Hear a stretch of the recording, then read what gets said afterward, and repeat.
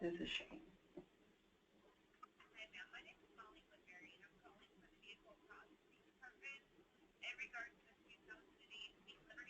Mm-hmm.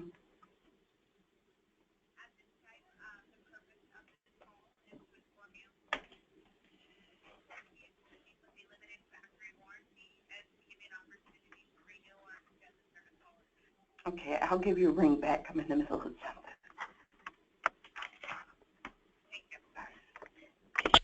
The broadcast is now starting. All attendees are in listen-only mode. We're ready? Good morning, everyone. I just want to do a brief introduction for everyone that's on the webinar. Thank you all for joining us. This is B. Nichols at DFSS. Today is the Safe and Sanitary Practices Environmental Health and Safety webinar. And as you know, we have our team that is here to provide the training to you. With me, I have Jennifer Santana, who in a few minutes will go over the webinar rules. Jeff Brown, our licensing coordinator, Sharita Webb, and Latrice Berry. And in a minute, Sharita is going to take this over.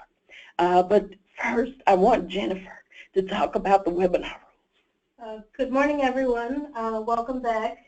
Happy Wednesday. Just want to make sure that everyone can actually hear us loud and clear.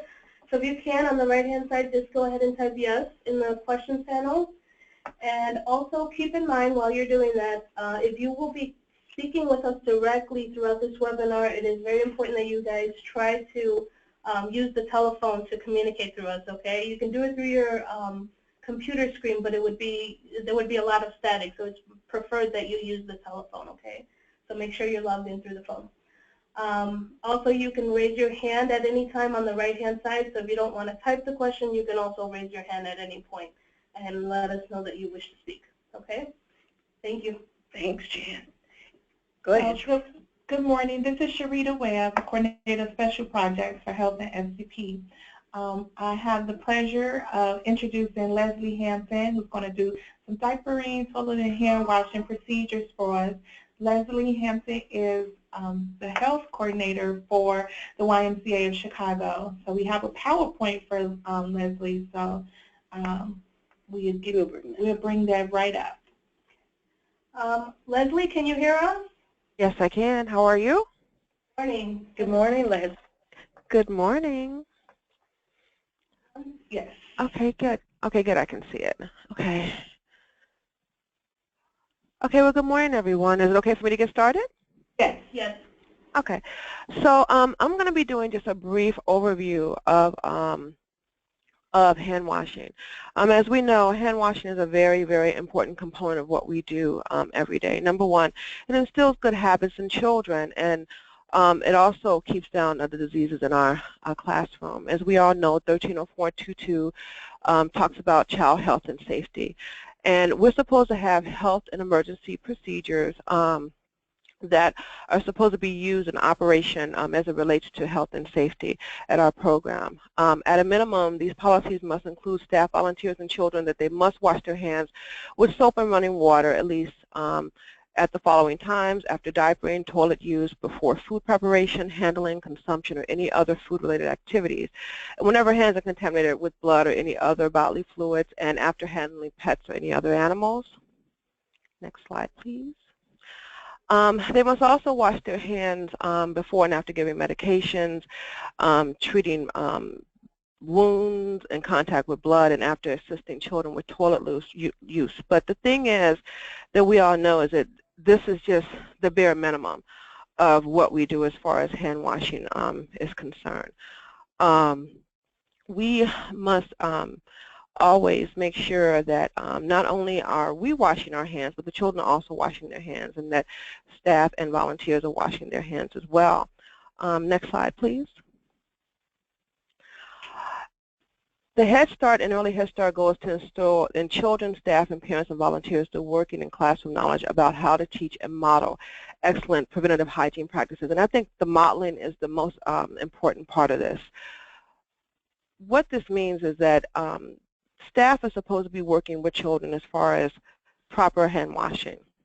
And so what I tend to observe when I go out to programs is that staff are really, really working very, very hard with making sure that the children wash their hands. The children are doing a great job with keeping their hands clean, washing their hands all day long. But sometimes I think that in the process of trying to ensure that the children get their hands clean, that staff sometimes forgets to wash their own hands. And I don't know whether in a lot of cases that they're nervous, but if this is an ongoing practice that they do with the children, and if they're modeling the behavior, this should be something that they should be used to doing. One thing I also know about children is that once they get used to doing a routine, children will tend to help you with the routine. And what that means is children will get so acclimated to washing hands that when someone walks into their classroom that is, say, a stranger, or maybe they're doing a observation in the classroom, or maybe it may be even a parent, children will take the responsibility and say, you need to wash your hands before you come here, because they know that that's part of their classroom routine. Next slide, please. So the importance of hand hygiene, these are the 3 necessary components of hand washing. It includes soap, clean water, and the most important component is friction. One of the things that I know a lot of people have in their child care centers right now are these pre-foam soaps. And the thing that really cuts down the germs and the bacteria is friction. And what I tend to observe when children are washing hands is they'll get the pre-foam soap in their hands, they'll just squish it between their 2 hands, and then they'll rinse their hands. And what everyone is supposed to do is wash their hands and rub their hands continuously for 20 seconds to be sure that we get all of that bacteria and germs and dirt off of our hands. And what tends to happen is that we're not even covering even the surface of our hands, getting them clean. So I'm not telling people not to use a pre-foam soap, because I think that's kind of like a standard now. The gel soap is actually the best case scenario, and a bar soap is actually better than using the gel, the antibacterial gel. But when in doubt, I would prefer, and what I usually prefer for our centers are the gel soaps, because it encourages people to really rub their hands and get the soap to foam. Next slide, please. So this is just a basic proper hand washing technique. You're supposed to wet your hands with warm water, apply soap, and rub together and create a lather. And like I said, with the pre-foaming soap, the lather and the foam is already created for you. So you really have to work hard to keep rubbing your hands. You're supposed to scrub all surfaces of your hands, including the palms, the back of the hands, the wrist, between the fingers, under fingernails, and you're supposed to rub continuously. Next slide, please. And you're supposed to continue to wash your hands for 20 seconds, which is about the time that it takes to sing Happy Birthday, the Happy Birthday song twice, and not the fast version, the long version. So, you know, we're not supposed to sing it quick. Another thing to do is to encourage the children sometimes to even make their own song that's unique to their classroom, and it really gets them engaged in the process of the importance of washing hands. One note that I would like to make too is that antibacterial soap, there's no advantage in cleaning with an antibacterial soap, because if you're not going to rub your hands, and if you're not going to cause the friction, and if you're not going to create suds and soap, the antibacterial is not going to make any difference at all. In fact, studies have shown that it actually causes no difference either way. And then afterwards, you rinse your hands well to remove all the soap. And then you dry hands completely with a towel or air dryer. And if available, use a towel to turn off the faucet and open the door to avoid ring contamination. And sometimes that's just a matter of just the placement of the trash bin. The trash bin sometimes